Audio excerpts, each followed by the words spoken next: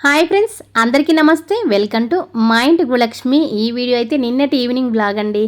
నిన్న ఈవినింగ్ పువ్వులు తెచ్చుకుందామని 7:30 ఆ టైంలో బయటికి వెళ్ళాను. పువ్వులు అయితే మా కాలనీలో దొరుకుతాయి, కానీ అన్ని రకాల పువ్వులు దొరకవు. అలాగే తులసిమాల దొరకదు. శనివారం కదా, మరుసటి రోజు, అందుకని తులసిమాల తెచ్చుకుందామని బయటికి వెళ్ళాను. అయితే తిరిగి తులసిమాల అయితే ఎవరి దగ్గర లేదండి అసలు. లాస్ట్కి అయ్యో దేవుడా, నేను వచ్చింది తులసిమాల కోసం, పువ్వులైతే మా అబ్బాయి తీసుకొచ్చేవాడు అనుకుంటా మనసులో అటు ఇటు తిరుగుతూ ఉంటే ఒక్క ఆవిడ దగ్గర దొరికిందండి. అంటే ఎప్పుడు కూడా నేను వెళ్ళిన, అంటే మా నంద్యాలలో కల్పన సెంటర్ అనే రోడ్డు ఉంటుంది, అక్కడ చాలామంది ఎప్పుడు అమ్ముతూ ఉంటారు. అందుకని ఎప్పుడు కూడా తులసిమాల కావాలంటే అటు సైడ్ వెళ్తాను.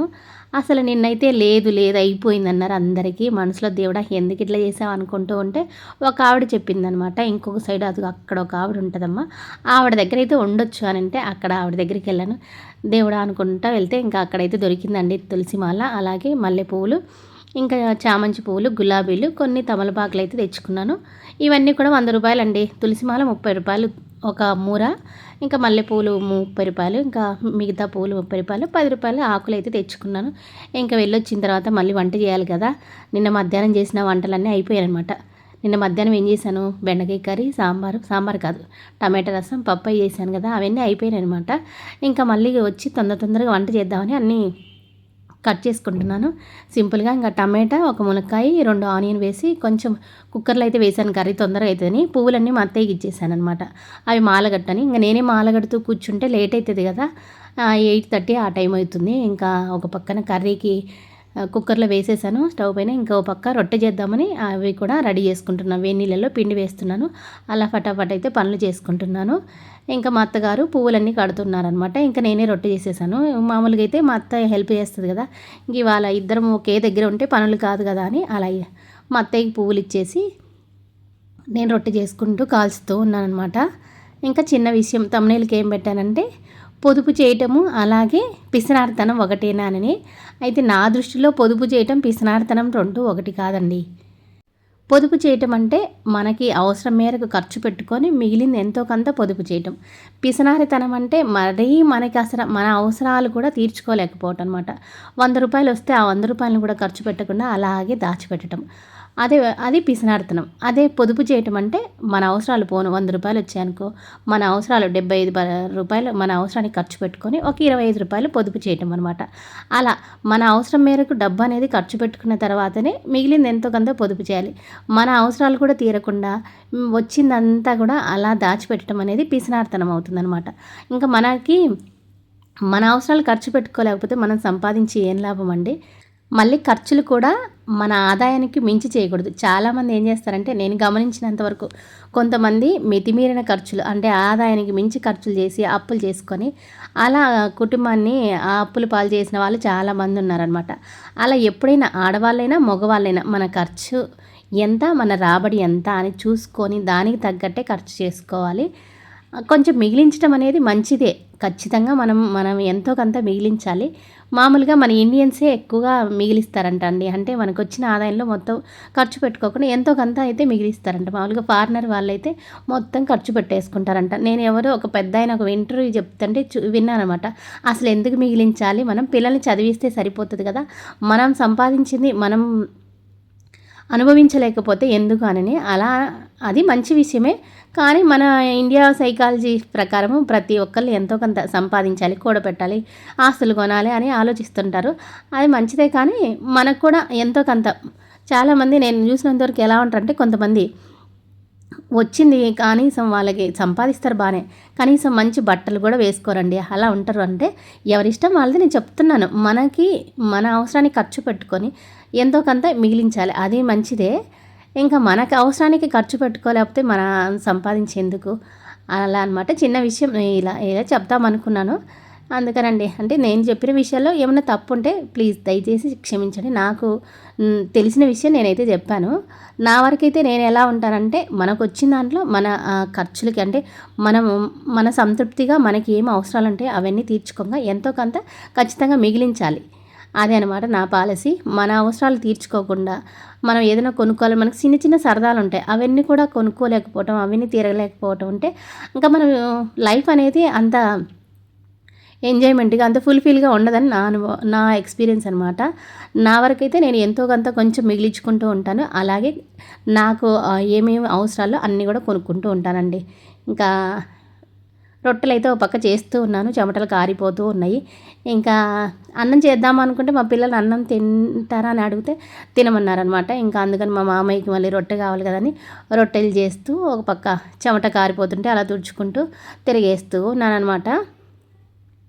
ఈ మధ్య ఎక్కువగా మార్నింగ్ వ్లాగ్లే పెడుతున్నాను కదా, అందుకని ఈవినింగ్ కూడా ఎన్ని పనులు ఉంటాయో అని తెలుసుకుంటారు కదా అన్నట్టు ఈ వీడియో అయితే పెడుతున్నాను. రొట్టెలన్నీ చేసేసానండి. 6 రొట్టెలు చేశాను, తర్వాత 6 చపాతీలు చేశాను. 6 మంది ఉన్నాం కదా, పెద్దవాళ్ళు దాదాపుగా రొట్టెలు తింటారు, పిల్లలు కూడా ఇష్టమైతే ఒక రొట్టె అయితే తీసుకుంటారు. ఇంకా అందుకని 6 చపాతీలు, 6 రొట్టెలు ఎవరు ఇష్టమైనవి వాళ్ళు తింటారు కదా అని ఫాస్ట్గా రొట్టెలు చపాతీలు చేసేసాను. పిండి అనేది గోధుమ పిండి అంత ముందు రోజు కలిపింది ఉంది అనమాట, ఇంకా అది చేసేసాను. తర్వాత మధ్యాహ్నం కొంచెం ఉంది బెండకాయ కర్రీ, ఆ కొద్దిగా ఇంకా ఇది టమాటా ములక్కాయ వేసి కొద్దిగా కర్రీ చేశాను. ఇంక ఇందులో కూడా ఏం వేయలేదు, ఆల్రెడీ ధనియాల పొడి అవి ఉంటాయి కదా, అవి కొంచెం పట్టినవి ఉంటాయి కదా, అవి కొద్దిగా అయితే వేసేసాను. కొబ్బరి పొడి కూడా కొంచెం వేసానండి. ఇంకా అంతే సింపుల్గా అలా వేసి కుక్కర్లో వేసాను కాబట్టి మనకి తొందరగా ఉడికిపోతుంది కదా, 5 నిమిషాల్లో ఇంకా అంతే. ఒక విజిలేమో వచ్చేసింది. తర్వాత ఆఫ్ చేసి అన్నీ అందులో వేసేసి మళ్ళీ కొంచెం ఉడికించానండి. ఇంక ఇక రొట్టెలు చపాతీలు నేను అవి చేసేలోపు మా అత్తయ్య పూలు కూడా మాల కట్టేసింది అనమాట. చక్కగా అన్నీ దేవుడి కోసం మరుసటి రోజు శనివారం కదా అని 5 పూలు తెచ్చాను. ఇంకా దాదాపు 9 ఆ టైం అయింది. ఇంక అందరం కూర్చొని చక్కగా అయితే తింటున్నాం. ఎందుకు ఒకే చాట కూర్చుంటే అందరికి వడ్డించడానికి బాగుంటుంది, వివరంగా ఉంటుంది. అందరం ఒకే చాట తింటే ఆనందం వేననమాట. కుటుంబం అంతా కూర్చొని, ఉమ్మడి కుటుంబం మాది, అంటే అత్త మామ అందరూ ఉంటే ఉమ్మడి కుటుంబం అంటారు కదా, ఉమ్మడి కుటుంబంలో ఎలా ఉంటుందంటే మనం రైలు బోగీలో జనరల్ బోగీలో ప్రయాణం చేస్తే ఎలా ఉంటుందో అలా ఉంటుందన్నమాట. అంటే ఇందులో మనకి కలిసి ఉంటే కలదు సుఖం అన్నట్టు కొన్ని అడ్జస్ట్మెంట్లు, కొన్ని ఇబ్బందులు అవి కూడా ఉంటాయండి. ఇంకా నా వెనక కూర్చున్న అబ్బాయి మా చిన్న అబ్బాయి, మా మామయ్య పక్కన కూర్చుందే మా పెద్ద అబ్బాయి బీటెక్ 3rd ఇయర్ బెంగళూరులో చదువుతున్నాడు. మా చిన్న అబ్బాయి బీటెక్ 2nd ఇయర్ నంద్యాలలోనే చదువుతున్నాడు. చిన్న అబ్బాయి ఏమో సైబర్ తీసుకున్నాడు, సైబర్ సెక్యూరిటీ. పెద్ద అబ్బాయి సిఎస్సి అనమాట, బెంగళూరులో చదువుతున్నాడు. ఇంకా మా వారు అక్కడ ఇంకా ప్లేస్ లేదు కింద కూర్చోడానికి, అందుకని మా వారు దివాన్ పైన కూర్చున్నారు. ఇంకా మా అత్తగారు ఇటు సైడ్ కూర్చున్నారు.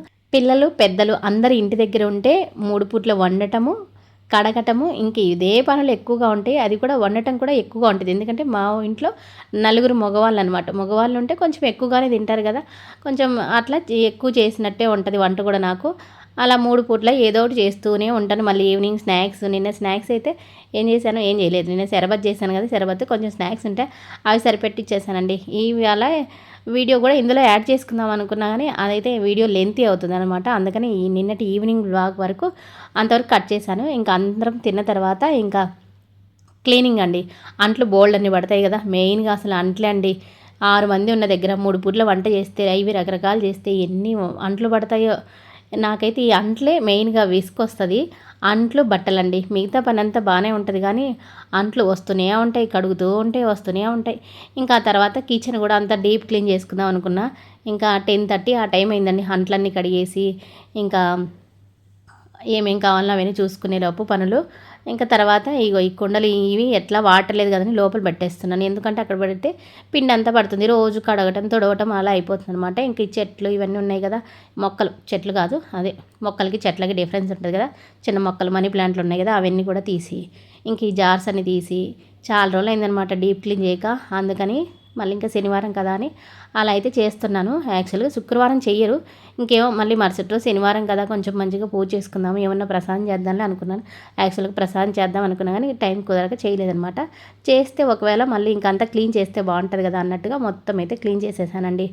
అంతా క్లీన్ చేసేలోపు 12 అయింది. చెప్పిన దానికి ఈజీగానే ఉంది కానీ అయితే ఎక్కువగా మనకి జిడ్డు పట్టినప్పుడు ఏం చేయాలంటే కొంచెం మా ఇంట్లో సోడా ఉప్పు ఉంటుంది కదా, సోడా ఉప్పు కొంచెం వెనిగరు కొంచెం నిమ్మరసం వేసి అంతగానే క్లీన్ చేస్తే బాగా అసలు ఎంత జిడ్డు పట్టినా అదంతా అయితే పోతుంది. నేనైతే అలానే వేసాను కొంచెము. మరి చాలా రోజులు అయింది కదా, ఆ పై పక్కన ఎక్కువగా జిడ్డు ఉందనమాట. ఇంకా అదంతా వేసి రుద్దితే తొందరగా పోతుంది. అంతా క్లీన్ చేసేసి ఇదిగన్నీ ఎక్కడివెక్కడ సర్దేశాను. చిన్న జాడీలు మాత్రం పెట్టాను, పెద్దవి టేబుల్ మీద పెట్టేశాను, అవి ఉదయం పెట్టొచ్చునని. ఇంకా ఇవి స్టవ్ ఉంటాయి కదా, ఇవి కూడా అన్నీ విడివిడిగా పెట్టేస్తున్నాను, ఆరిపోతాయి కదా అని. ఇంత పని చేసిన తర్వాత ఇంకా దాహం వేస్తుంది కదా, రిలాక్స్గా కొంచెం వాటర్ అయితే తాగానండి. నార్మల్గా అయితే వాటర్ ఎక్కువగానే తాగుతూ ఉంటాను. ఇంకా ఈ వీడియో కూడా ఇంతే అండి.